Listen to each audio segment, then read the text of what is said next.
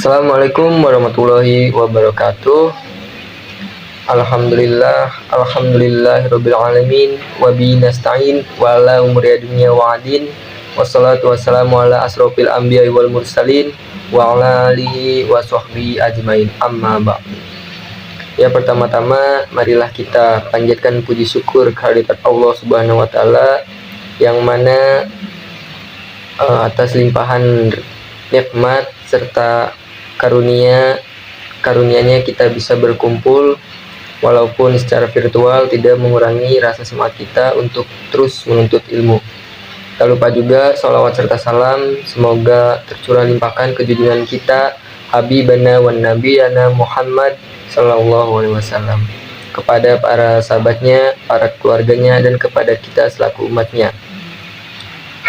Yang saya hormati dosen mata kuliah filsafat umum, yakni Bapak Dr. Ivan Ahmad Gufron, S.Phil, IMPhil, dan yang saya cintai dan banggakan teman-teman semuanya, yakni teman-teman perbankan syariah kelas 2E.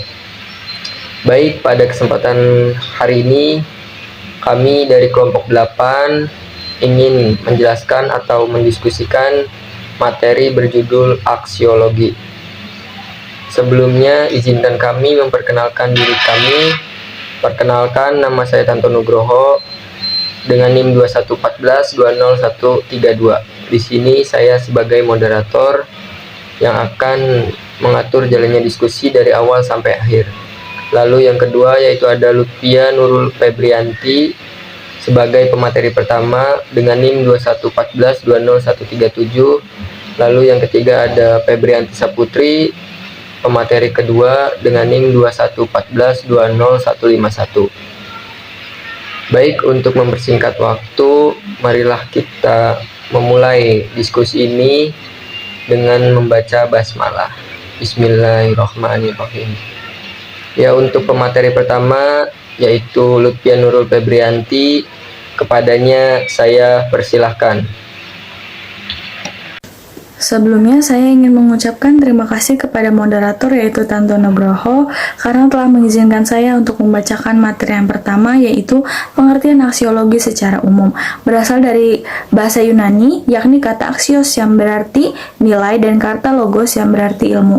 Secara umum, aksiologi bisa diartikan sebagai cabang ilmu filsafat yang mempelajari tentang tujuan ilmu pengetahuan dan bagaimana manusia menggunakan ilmu tersebut, sehingga mendalami dulu dasar-dasar dari ilmu pengetahuan.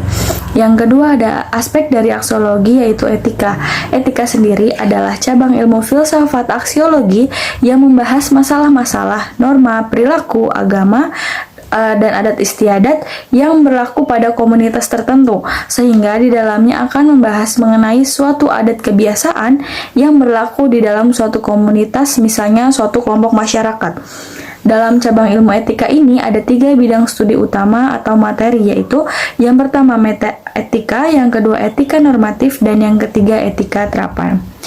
Yang ketiga ada estetika. Estetika merupakan cabang ilmu filsafat yang berhubungan dengan keindahan, rasa, dengan segala hal yang berhubungan dengan perasaan atau penilaian personal atau dengan disebut biasanya subjektif. Dalam estetika, penentuan nilai suatu hal melibatkan rasa atau perasaan sehingga dipengaruhi oleh banyak faktor. Misalnya dipengaruhi oleh suasana hati. Saat suasana hati buruk, maka semua hal akan dianggap buruk. Begitupun dengan sebaliknya. Beberapa orang yang mencintai atau memahami dunia seni dan dekat dengan keindahan, maka mereka akan melihat segala hal dari aspek keindahannya. Terima kasih. Assalamualaikum warahmatullahi wabarakatuh. Nama Febrianti Saputri, NIM 2114200151, kelas penduduk PBS 2E, jurusan Perbankan Syariah. Aksiologi dilihat dari kajian ilmu filsafat banyak sekali kegunaannya. Dibedakan menjadi 2 fungsi. Yang pertama ada fungsi kegunaan teoritis, yaitu aksiologi memiliki fungsi yang sifatnya bersifat teori. Ilmu secara teori atau nilai-nilai kehidupan secara teori akan memberi pemahaman mendasar. Bisa mengetahui suatu nilai secara mendalam dan mencoba memahaminya dulu dengan akal dan logika. Jika sudah menguasai aksiologi secara teori, maka kemudian akan memudahkan proses prakteknya. Dan fungsi yang kedua yaitu ada fungsi kegunaan praktis.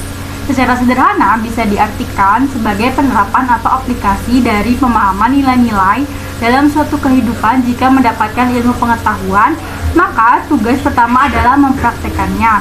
Praktek ini bisa dalam bentuk membangun interaksi dengan masyarakat sebagai bagian dari mereka, bisa juga dalam bentuk mendirikan sebuah perusahaan menggunakan ilmu yang dikuasai. Nilai-nilai yang dibahas di dalam aksiologi kemudian juga berfungsi membantu setiap manusia atau individu untuk memberi penilaian dengan cermat. Contoh aksiologi dalam kehidupan sehari-hari itu yaitu ada penggunaan ilmu membuat kursi, yang kedua ada norma hukum, dan yang ketiga ada sopan dan tidak sopan. Sekian, terima kasih. Wassalamualaikum warahmatullahi wabarakatuh. Ya, terima kasih kepada pemateri-pemateri kita, baik pemateri 1 maupun pemateri 2 yang sudah menjelaskan atau memaparkan materinya mengenai aksiologi. Semoga apa yang disampaikan oleh pemateri-pemateri dapat ilmunya dapat bermanfaat bagi kita semuanya. Baik, dapat disimpulkan dari materi mengenai aksiologi, yaitu aksiologi adalah istilah yang berasal dari kata Yunani, yaitu aksios yang berarti sesuai atau wajar, sedangkan logos yang berarti ilmu aksiologi. Kaitan antara aksiologi dengan filsafat ilmu adalah nilai itu bersifat objektif, tapi kadang-kadang bersifat subjektif. Dikatakan objektif jika nilai-nilai tidak tergantung pada subjek atau kesadaran yang menilai. Aksiologi ini memberikan jawaban untuk apa pengetahuan yang berupa ilmu itu dipergunakan, bagaimana kaitannya antara cara penggunaan tersebut dengan kaidah-kaidah nilai, bagaimana penentuan objek yang ditelaah berdasarkan pilihan-pilihan nilai, bagaimana kaitan antara teknik prosedural yang merupakan operasionalisasi metode ilmiah dengan norma-norma nilai. Baik, sekian dari kelompok kami. Kurang lebihnya kami mohon maaf. Bila ada kekurangan itu datangnya dari diri kami pribadi, sedangkan kelebihan itu datangnya dari Allah Subhanahu wa taala. Akhirul kalam, wabillahi taufiq wal hidayah. Wassalamualaikum warahmatullahi wabarakatuh.